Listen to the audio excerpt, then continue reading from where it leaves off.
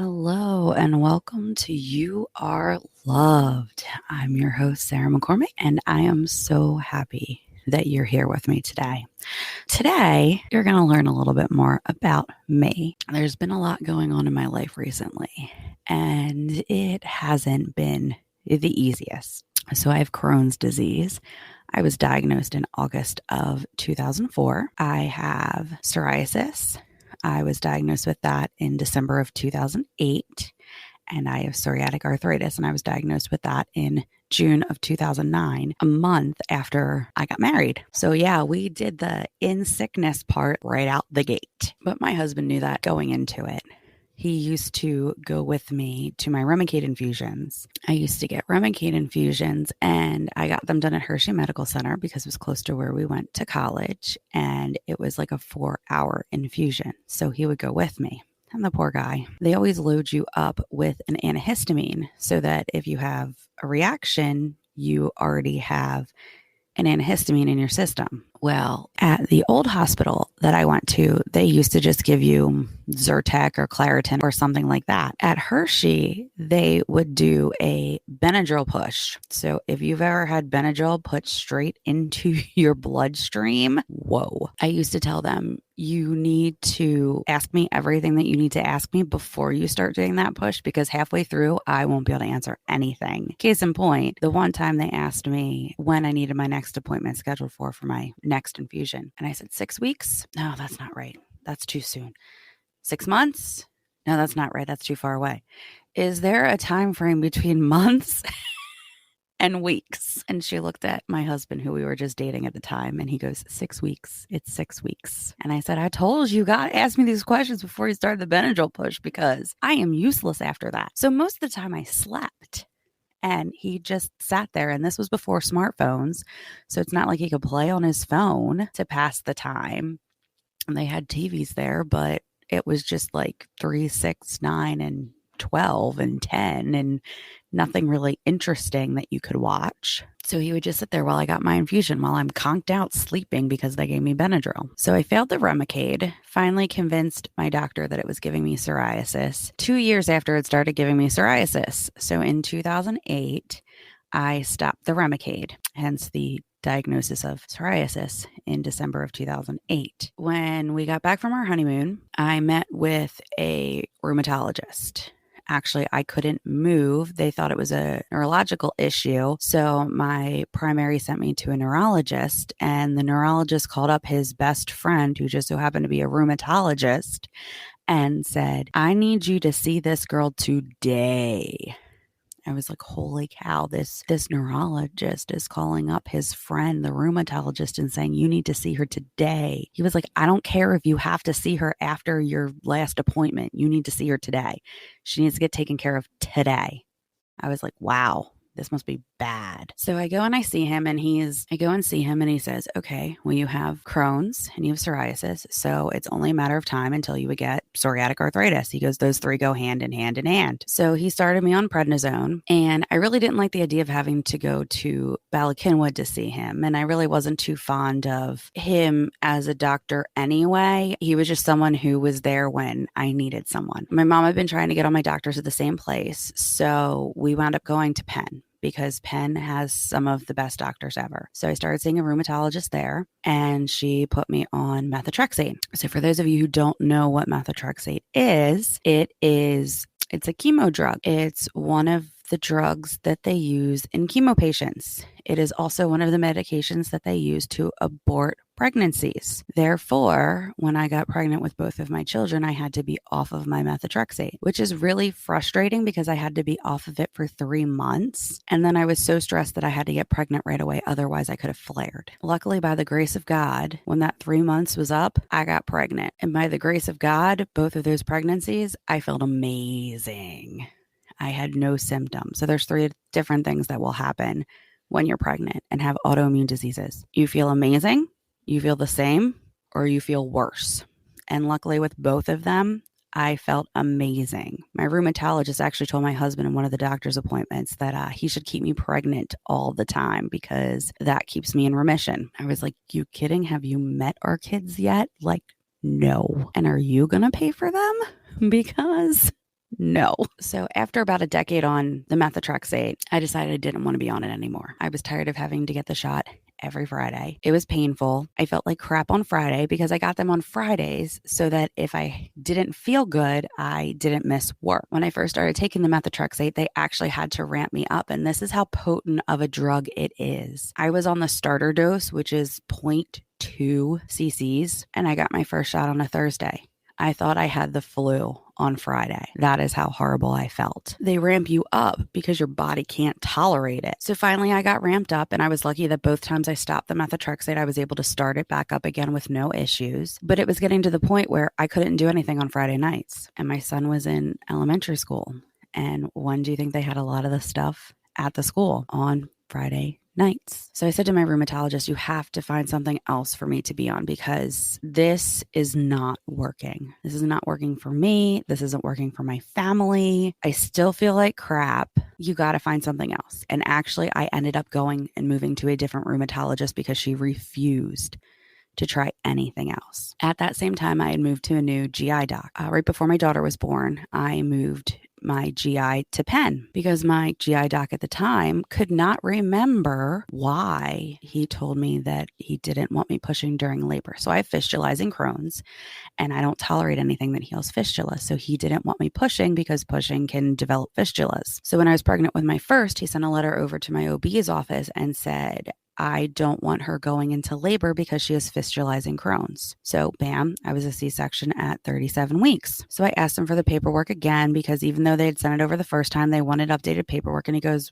I don't know why I would have told you not to go into labor last time. I said, I have fistulizing Crohn's and you didn't want the possibility of me creating another fistula. No, that doesn't sound right. Magically, the doctor's office lost my records from the year before to the year after my son was born. Luckily, I was able to get a copy of that letter from the OB's office, and I sent it to the GI's office. Luckily, I was able to get a copy of that letter that my GI doc sent over for my son's pregnancy and sent it to him to say, yes, this is exactly what you wrote. That's your signature. There you go. I hadn't been happy with him for the longest time because every time I would go and see him, he was at least an hour and a half behind. I remember the one time the nurse came out and said, he's running about 45 minutes late. If you want to reschedule, come up here and we'll reschedule you. And nobody in the waiting room moved because everybody knew that 45 minutes was a good thing. He was usually an hour to an hour and a half behind schedule. So 45 minutes, nope, we'll wait here because I don't want to have to come back and wait an hour and a half next time. So I moved my GI to Penn, and I really love my GI doc. He's younger. He has kids, my kid's age. He understands that I have a chronic medical condition, but also want to be able to live my life. So we had talked about stopping the methotrexate. And I said, what else can you put me on? And he goes, well, we can put you on Stelara. And I was really anxious about starting Stelara because of the reaction that I had with Remicade. So I came home and I did some research, and Remicade is a TNF alpha blocker and Stelara is an IL-23 inhibitor. So it has different functionalities. It does different things. So we started with the Stelara in February of 2019, and your first dose is an infusion. So I got the infusion, and then 8 weeks later, I was supposed to get my first injection. And the injection is something that you can do at home. So I got in contact with the pharmacy and they have to ship it to you. And they're like, well, why are we shipping this to you? Why aren't we shipping it to your doctor's office? And I said, what do you mean? Why aren't you shipping it to me? I'm going to do it myself. I did methotrexate shots for 10 years. I can handle this pre-filled syringe. So it comes and it's the infusion. I was like, you've got to be kidding me. I already got the infusion. I need the shot. So I call the pharmacy and they're like, well, that's the script that they sent over. So we finally get everything all straightened out and we get the script for the shot. And they send me the shot and I get my first shot in April of 2019. Okay. Then my next shot is in June of 2019. And I was starting to feel sluggish. And my GI doc goes, okay, well, there's this test that they have out now where they can check your Stelara levels, okay? So you have to get this test, this blood work done the day before you're supposed to get your shot because we want to know what the lowest levels are in your system. So I got them done before my shot in April and my levels were like 2.6, which is in the therapeutic range. but I had had the infusion the first time. So that's like your ramp up dose. And then I got my blood work done again in June before I had gotten the next shot, and I was at 0.6, and 0.6 is too low. And he goes, oh, that's too low. So he goes, we're going to up you to every 4 weeks. Okay. So I go and I get my blood work done in July because it had been 4 weeks. And I get my shot. And every time my doctor has followed up with that, I've been within the therapeutic range. And the therapeutic range, I believe, is between above 1 and less than 6. And what the therapeutic range means is that is the amount that we want in your body when you get your next shot, because we still want some in there, but we don't want too much and we don't want too little. And this is like the sweet spot that they figured out, that if you get your shot while you're in this sweet spot, you'll stay in remission. So every so often he had me go and get blood work done. And every time I got those levels checked, I was in the therapeutic range. So every time I would go and get those levels checked, I was in the therapeutic range. Sometime in the beginning of 2021, the FDA made some changes. So if you have Crohn's disease, they say that you should get Stelara every 8 weeks. If you have psoriasis, every 12 weeks. And if you have psoriatic arthritis, every 12 weeks. There's nothing in the literature that says what happens when you have all three. There's nothing in the literature that says how frequently you should get it when you have all three, which, lucky me, I do. So in February, I had to fight for my Stelara because they kept telling me that I was taking it too frequently. Unfortunately, my GI doc had just left the practice, which I really can't blame him because he left to go find the cure for Crohn's. So it's not like he left to go to another practice or he left because he didn't like what he was doing. He left to go find the cure for Crohn's. So I really cannot blame him at all. He is doing amazing work, and I think he's going to do really, really well. So of course, he had just left the practice when I started having issues with my pre-authorization running out. So in February of this year, I had to fight for my Stelara. I was able to get an emergency dose. So they pre-authed it for a few months. It expired June 12th of this year. But before we got that pre-auth, my husband was on the phone with the insurance company, with the pharmacy, with the doctor's office for 2 days straight. I had no energy to fight for it. I was either screaming at the person on the other end of the phone because I was frustrated, or I was crying because I just wanted to give up. I was tired. I wasn't even tired. I was exhausted. I didn't feel good. I was spending half of the day in the bathroom. I just wanted to sleep all the time. I didn't feel like I could be productive. So my husband called, and he was actually able to get to somebody who was able to get an emergency pre-authorization done. And I really didn't understand what that meant, but my mom had told me, because she's on medications that need pre-auth, she goes, the beginning of June, start the process all over again. Okay. So the beginning of June, called my doctor's office, said, hey, we need to get the ball rolling on this pre-auth. Let's get going. Okay. So they sent the information over. They did the peer-to-peer, and the insurance company denied it. And so the person from the pre-auth department at my doctor's office calls me, and she goes, we need your Stelara levels. I'm like, you've got to be kidding me. I just got my shot 2 days ago. I'm going to have to wait until the end of June to get that test done. She goes, okay, well, I'm going to mail you the blood work, get that done as soon as you can. I'm like, that's the 28th of June. That's the only day I can get it done, because that's how this test works. That's how I get when I get frustrated. I was like, fine. Okay.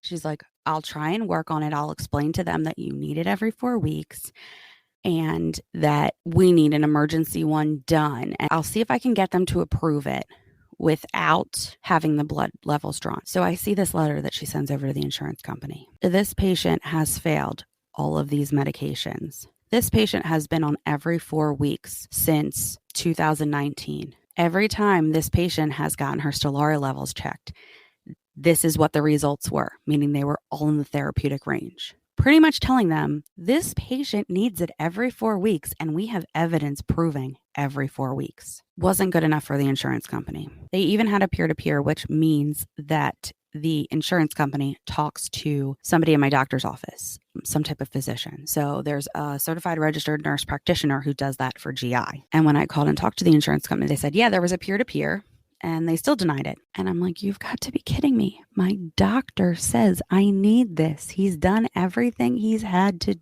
do to say that I need this? What is going on in the world? So I get the official notice of adverse determination, which is a fancy way of saying denial. And I couldn't even believe what I read in this letter. Basically, it said, we're approving this for 3 months at 6 weeks. I'm like, where the heck did 6 weeks come from? 6 weeks was never in the conversation.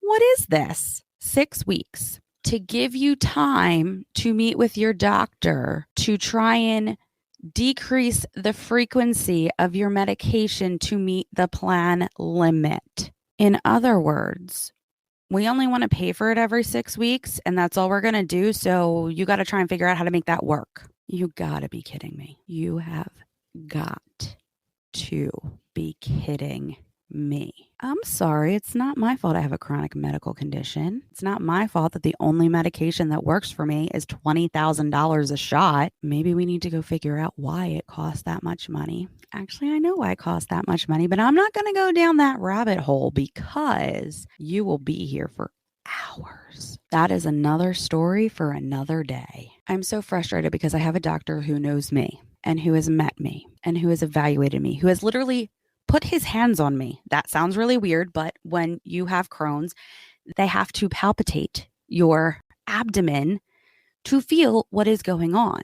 This man has seen my butt because he has done a colonoscopy on me more than once. I mean, how much more intimate can you get with a doctor? He has literally seen my insides. He has seen the disease in my bowels. But apparently the insurance company and the FDA know better. So the end of June, when I'm too exhausted to fight for my meds, my husband is fighting for me because he knows that I need it, but he does that for me because he loves me. And that's how I know that I am loved. I called my mom the other day because of an issue that Randy was having with the Department of Labor. And on top of it, I finally pulled out the denial letter because I was too upset to read it when we got it initially. So I read the letter and I'm like, Mom, this is what it says. She goes, here's what I want you to do. You can get an external review. Chances are, if you get an external review done, it's going to be approved because it is somebody who has nothing to do with the insurance company. They are strictly looking at it from a patient information, patient needs standpoint. They don't have the bias of what the plan says. They're strictly looking at it as a doctor-patient thing. Because my letter kept saying it was not medically necessary. And I'm like, in what world is this not medically necessary?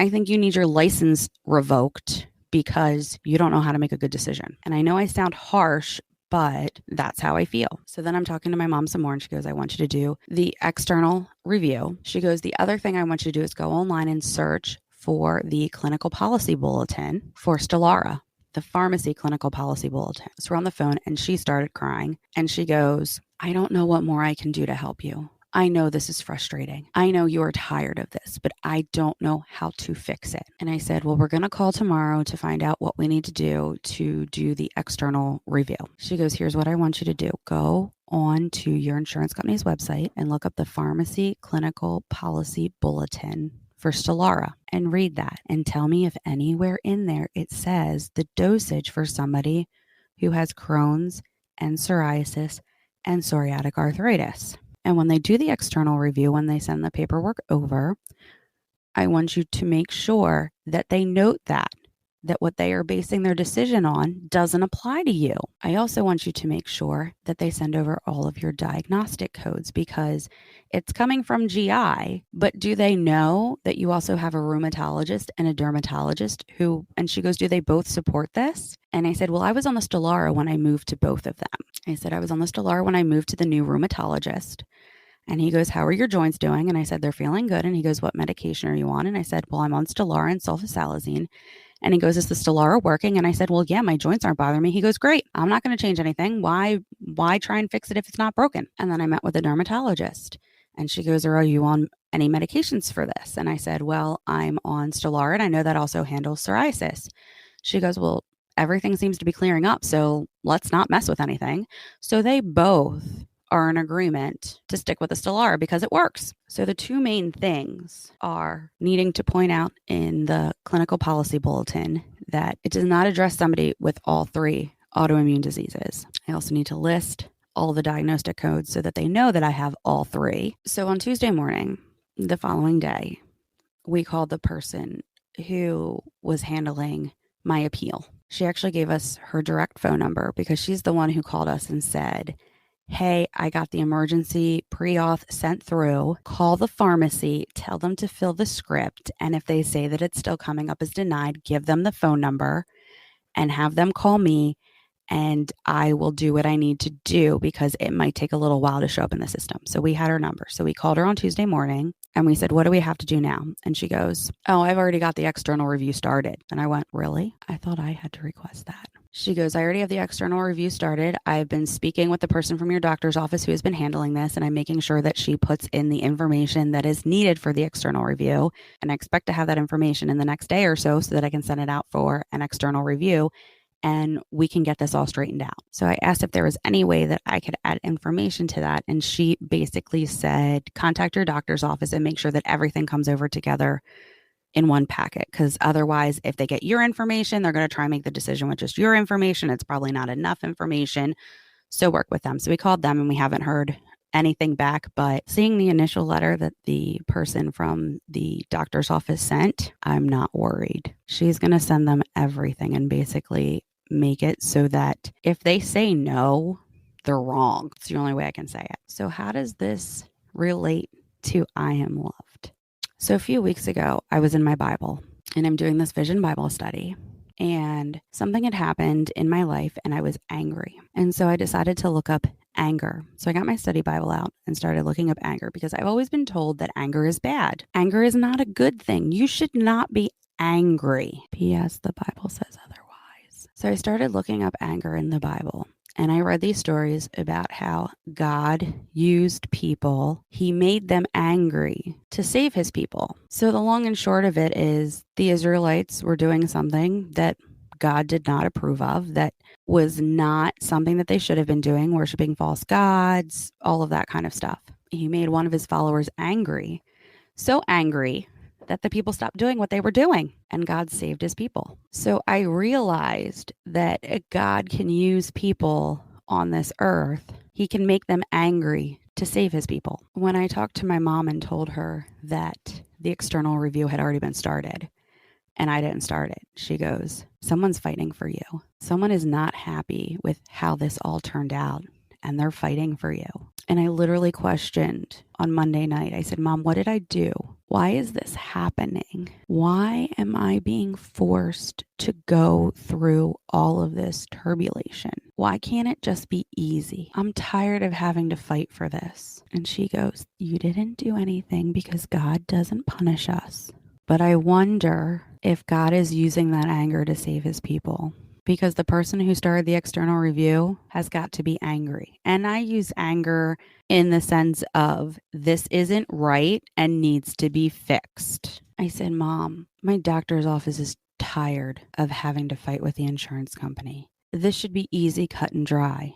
And they keep denying it. I said, the person in the appeals department from the insurance company goes, I don't know why they're denying this. I don't know why. There's no reason. You have enough documentation to prove that you need it every 4 weeks. And they're just like, don't care. On that clinical policy bulletin, they have alternative therapies and I have failed every single one of them. So literally Stelara is my only choice. But finding out that someone already started the external review for me, that they are already working with my doctor's office to make sure that the information that is needed for the external review is there. That's got to be God because he sees me hurting, but something bigger is going to come from this. I just know because something bigger has to be coming from this. But I also know that he brings people into our lives when we need them, and him getting me connected with the people that I got connected to at the insurance company and at the doctor's office, that they're the type of people that will go above and beyond. That's God showing his love for me. So not only am I loved by my husband, who will spend hours on the phone with the insurance company fighting for my meds, not only am I loved by my mom, who uses her expertise to help me find the information that I need, but I also know that God loves me too, because he has found people to fight for me who don't even know me from anybody on the street, but they know what is happening is wrong. I mean, we're told in church, we're told in Sunday school to love our neighbors. And to me, that means taking care of them, making sure that they get what they need. To me, that's love. So that's how I know I'm loved. And I'm going to stop there for today because otherwise I could keep going on. But thank you for joining us. I hope you enjoyed. If you did, make sure you hit that subscribe button so that you can hear the next one.